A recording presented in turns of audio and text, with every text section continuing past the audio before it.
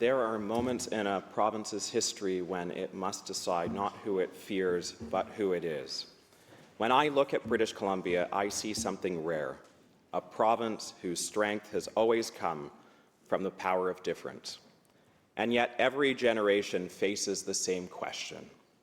Will we let hate divide us, or will we have the courage to see the humanity in one another? The Center for Israel and Jewish Affairs shows us what courage looks like in the face of anti-Semitism. When Jewish families light candles under the quiet threat of violence, that is not fear, that is faith turned into courage. They remind us that never again is not a phrase for the past, it is a moral commandment for today. Because when hate freely walks in one direction, it will find its way in every direction. And courage, not comfort, is what stops it. I recently toured the Holocaust Education Center in Vancouver, and I invite others to do the same. The Hogan's Alley Society shows us that courage to rebuild what history tried to erase, where a thriving Black community once stood bulldozed in the name of progress. They are rebuilding memory, dignity, and place. It takes courage to look at injustice and say, we will not be invisible again. It takes courage to transform displacement into belonging, to turn pain into pride. That is the work of Hogan's Alley, and it's the work all of us who believe in that progress, believe whose justice should not be stopped, and that we should make sure that we're progressing in that way.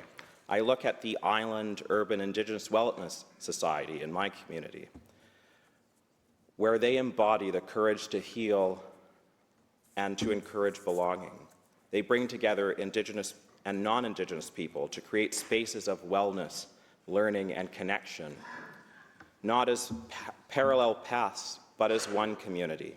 It takes courage to build homes and programs that nurture the body, both in body and spirit.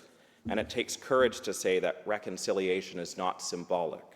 It is the daily work of rebuilding trust, dignity, and understanding. Their message is clear. Belonging is not an abstract idea. It is lived, shared, and built right here in British Columbia. 3 stories, Madam Speaker, 3 histories, and 1 truth.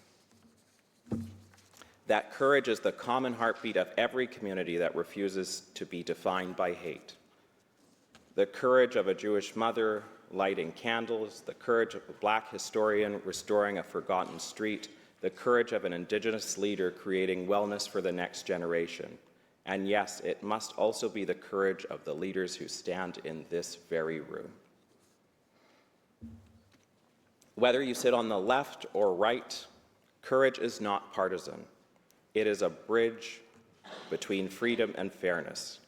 Conservatives will see it in the courage to defend liberty and faith. Progressives will see it in the courage to confront injustice and inequality.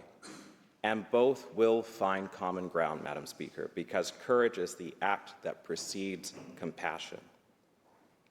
We cannot legislate love, but we can lead with courage. We cannot erase the past, but we can face it with courage.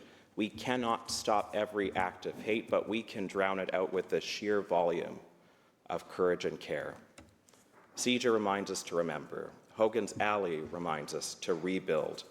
The Island Urban Indigenous Wellness Society reminds us to reconcile and to heal. Together, they remind us to be brave enough to belong. Because hate divides easily, but courage unites us deeply. And if hate spreads like fire, Madam Speaker, then let courage, our courage, spread like light. So we must build a province where it takes courage. It does not take courage to walk down the street wearing your faith, where it takes no courage to tell your child that they belong, where it takes no courage to simply be who you are. So, Madam Speaker, in our time, let it be said that British Columbians stood together, that we had the courage to see one another fully, to love one another fiercely, and to build a province where everyone belongs. Thank you, Madam Speaker.